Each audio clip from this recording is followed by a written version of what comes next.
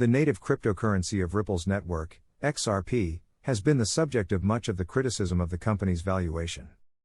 Critics argue that the XRP cryptocurrency hasn't acquired enough traction with businesses to justify its current price.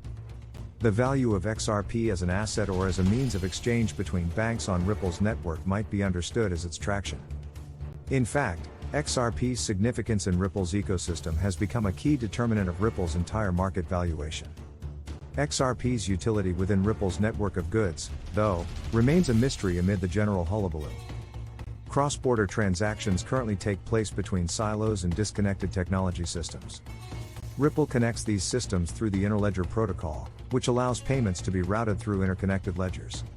Consider it to be similar to TCP/IP, the Internet protocol that allows different computers and systems to communicate with one another. The ledgers that make up this protocol can be part of the financial institution's own network or trusted nodes in a larger network.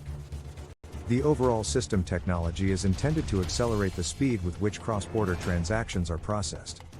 Interledgers do not solve the problem of pre-funding fiat currency in accounts for foreign exchange transfers, no matter how creative or forward-thinking their technology is. They are accounts kept by financial intermediaries, such as banks and money transfer services, at each end of a transaction to assure liquidity for their foreign currency transactions, and are known as nostro and vostro accounts. This is where XRP enters the picture. XRP is used in Ripple's products to ensure fast liquidity. Another Ripple product, xRapid, employs XRP as a bridge asset, or an asset that businesses and financial institutions can use to make a fiat-to-fiat currency transfer. The banking institution can simply buy an identical quantity of XRP and send it through Ripple's network in this case. It's known as third-party liquidity provisioning by Ripple, and it's excellent for banks that don't have a direct contact with one another. XRP is a cryptocurrency that can be used as a medium of exchange. Ripple's approach isn't a brand new idea. In fact, XRP's position in international markets is comparable to that of the United States dollar. The greenback, sometimes known as the US dollar, serves as a bridge currency for many international commerce transactions and currency conversions. It's especially helpful when converting currencies that aren't widely traded on international marketplaces. A conversion between, say, the Kyrgyz som and the Japanese yen would go through the US dollar. While it can also be utilized in Ripple's other two products, xCurrent and xVia, XRP transactions in xRapid offer some advantages. XRP, according to Ripple CTO Stephen Thomas, is faster and cheaper than other digital assets, costing fractions of a penny and taking roughly 3 seconds per transaction. Two other benefits of XRP include the ability for banks to source liquidity on demand in real time without needing to pre-fund nostro accounts. However, XRP transactions come with their own set of hazards. To begin with, XRP's status as a bridge asset means that financial institutions rely on Ripple to supply liquidity for transfers. Its supply and demand influence transfer value and act as a danger to the outside world. When you add the inherent dangers of using a cryptocurrency traded on unpredictable markets, the risk becomes even greater. Spikes or crashes in the value of XRP, for example, could obstruct transfers and boost or decrease their value. As a security token, XRP, the U.S. Securities and Exchange Commission, SEC, accused Ripple Lab executives Bradley Garlinghouse and Christian Larson of manipulating the XRP price by slowing or speeding up sales depending on market conditions in February 2018. Garlinghouse and Larson were accused by the SEC of creating information asymmetry that allowed them to continue selling XRP at a substantial risk to investors.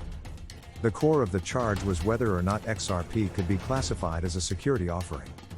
Chris Giancarlo, the former chair of the Commodity Futures Trading Commission, stated in 2020 that XRP should not be classified as a securities offering because it did not meet the Howey test parameters. However, there was a possible conflict of interest because Giancarlo's law firm, Wilkie Farr & Gallagher LLP, was also working as Ripple's legal counsel. 3. The SEC's lawsuit against Ripple is still ongoing as of September 2021. What is the best way to mine XRP? Most blockchain-based cryptocurrencies use a distributed verification technique called mining. It facilitates transactions and acts as a mechanism for introducing additional currency into a cryptocurrency system, typically as a reward for verifiers' efforts in maintaining the network. Bitcoin, for example, has a total supply cap of 21 million tokens, which are gradually distributed as more transactions are validated. XRP, on the other hand, was pre-mined, which means the XRP ledger generates 100 billion tokens that are then issued to the public on a regular basis. As an incentive for Ripple to help the cryptocurrency expand and succeed over time, it owns around 6% of it. Another 48% is maintained and reserved for regular release into the market via sales. Understandably, this has raised concerns that a large amount of XRP could be released at once, diluting the value of other XRP currently in circulation, because a currency's relative scarcity is part of what determines its worth. Tim Enneking, principal of Digital Capital Management, states, the company has sought to lessen the uncertainty by implementing multiple measures, trust, predictable delivery, etc. That distinction between mining and pre-mining may also be a reason for its clash with the SEC, as the SEC may view XRP as less of a currency and more of a security, similar to a stock, subject to different, tighter regulations. Final thoughts. In the end, XRP plays an important part in Ripple's activities and goods. The exact nature of that role, as well as the interdependencies and impact that may exist between the two, are unknown, and may never be known as long as cryptocurrencies are unregulated and their classification as a currency or investment remains ambiguous. Investing in cryptocurrencies and other initial coin offerings, ECOs, is extremely dangerous and speculative, and this article does not constitute an endorsement of cryptocurrencies or other ECOs by Investopedia or the author.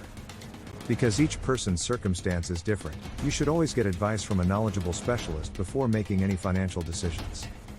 Investopedia makes no guarantees or representations about the accuracy or timeliness of the information provided.